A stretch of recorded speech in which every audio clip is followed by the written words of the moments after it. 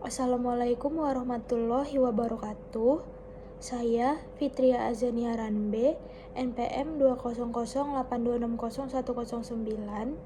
Saya di sini akan memperbaiki nilai saya yang remedial, yaitu remedial block Basic System Organ of Special Sense atau BSO2. Di sini saya akan menjelaskan tentang mapping saya, yaitu yang berjudul reproduksi pria dan wanita. Nah, jadi yang pertama di makroskopis genitalia pria, dia dijumpai eksterna. Nah, di eksterna itu dijumpai skrotum dan penis.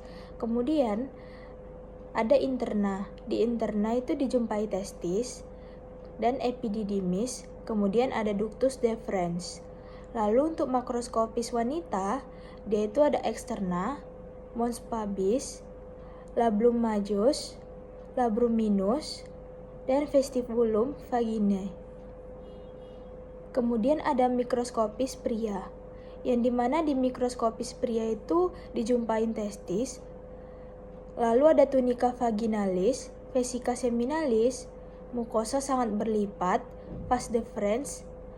Di vas deferens dia ada lamina propria, epitelnya itu propria. Nah, kemudian ada makroskopis wanita. Nah, di makroskopis wanita dijumpain ovarium. Di ovarium itu ada tunica albungineal dan lapisan stroma. Lalu yang kedua ada tuba fallopi. Di tuba fallopi dia ada berdasarkan infundibulum dan ampula.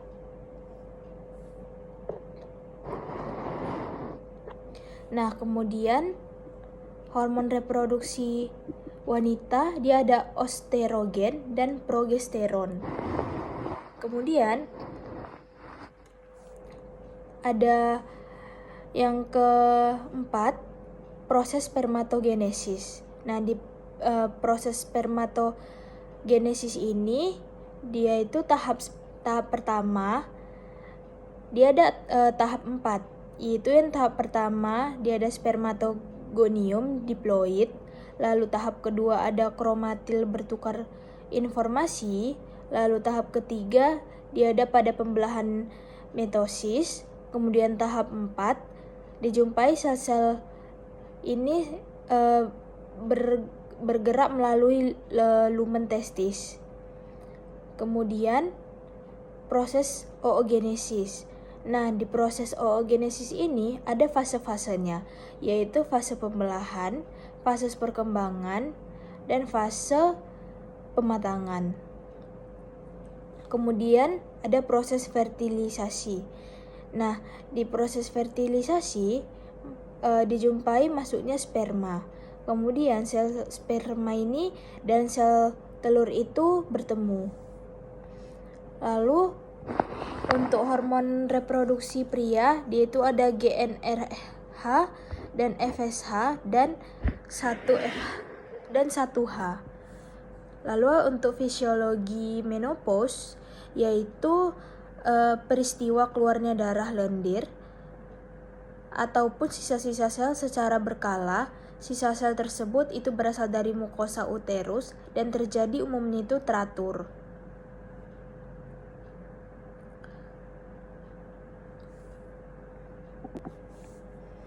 Nah, untuk proses yang terjadi oogenesis ini tadi itu merupakan proses pembentukan sel gamet betina atau ovum di dalam ovarium. Nah, oosit ini yang masih immature atau yang masih kecil.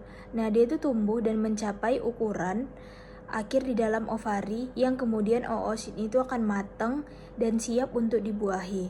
Lalu proses pematangan oosit ini adalah peristiwa penting untuk potensi perkembangan embrio yang munculnya oosit primer mereplikasi DNA dan memasuki profase 1 yaitu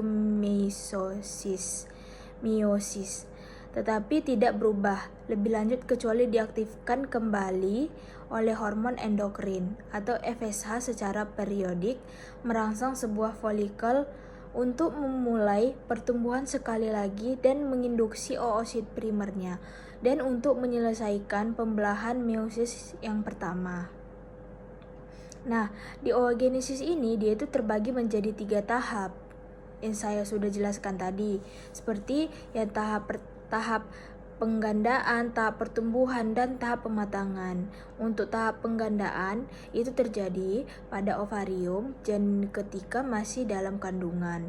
Lalu tahap penggandaan ini sel primordial mengalami pembelahan mitosis atau membentuk oogynia yang bersifat diploid. Tahap kedua itu pertumbuhan oogonia mengalami pembelahan mitosis dan membentuk oosit primer atau diploid. Nah, yang oosit primer ini kemudian mengalami fase istirahat sampai masa pubertas. Lalu tahap ketiga yaitu tahap pematangan yang dimulai pada masa puber. Saat puber oosit primer ini membelah secara meiosis 1 dan dia itu menghasilkan oosit sekunder dan badan polar 1. Nah, untuk fisiologi di menopause, dia itu secara alamiah itu terjadi karena adanya penurunan aktivitas ovarium yang dalam hal ini itu diikuti dengan penurunan terhadap produksi hormon reproduksi. Pada saat bayi lahir atau bayi perempuan telah memiliki folikel-folikel yang berjumlah 1-2 juta oosit, muncullah si folikelil ini yang mengalami proses pematangan dan bekerja untuk menghasilkan sel telur pada saat memasuki usia pubertas yang ditandai dengan proses menstruasi. Nah, seiring dengan hal tersebut ini, granulose ini secara otomatis dapat menghasilkan estrogen yang merupakan salah satu hormon reproduksi perempuan.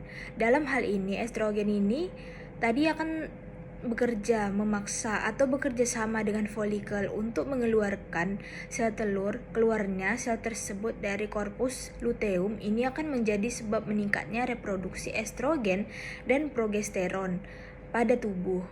Nah, untuk progesteron sendiri ini merupakan hormon yang berfungsi untuk menyiapkan tempat pertumbuhan dengan cara kerja dan menebalkan dinding endometrium. Kemungkinan dia itu pada setiap bulan itu sel telur yang tidak jadi dibuahi akan membuat dinding endometrium ini yang menebal dan menjadi luruh.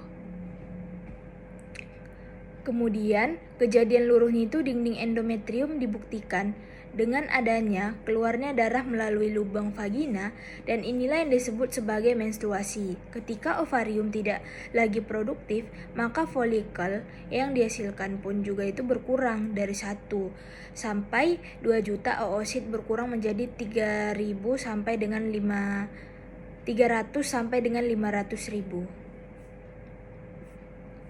Nah, penurunan jumlah folikel ini akan terus berlanjut yang akan menyebabkan penurunan terhadap rangsangan produksi hormon estrogen dan progesteron. Kemudian kondisi ini semakin lama akan mencapai titik pada masa klimakterium dengan keadaan menopause yang ditandai dengan folikel-folikel ovarium mengalami atresia yang berakibat pada terhentinya atau pada siklus dan berhentinya di mana siklus haid ini.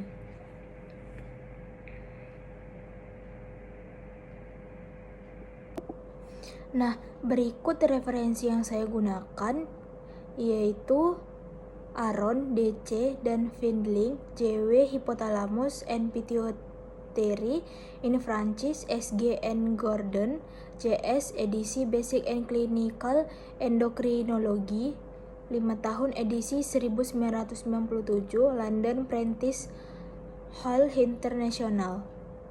Kemudian yang kedua The Textbook of Clinical Chemistry 1999 halaman 283. Lalu ada Botlander tahun 1995, Progesteron, Physiology and Clinical Utility melalui www www.van.cweb.com.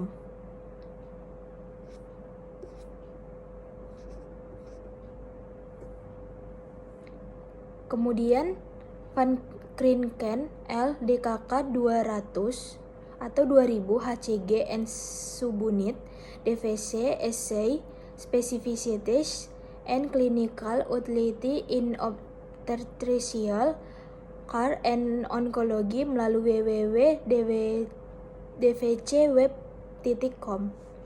Berikut referensi yang saya gunakan.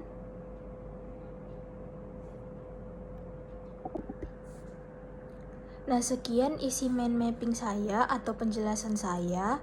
Jika ada kesalahan, saya mohon maaf. Kepada Allah, saya mohon ampun. Saya tutup. Assalamualaikum warahmatullahi wabarakatuh.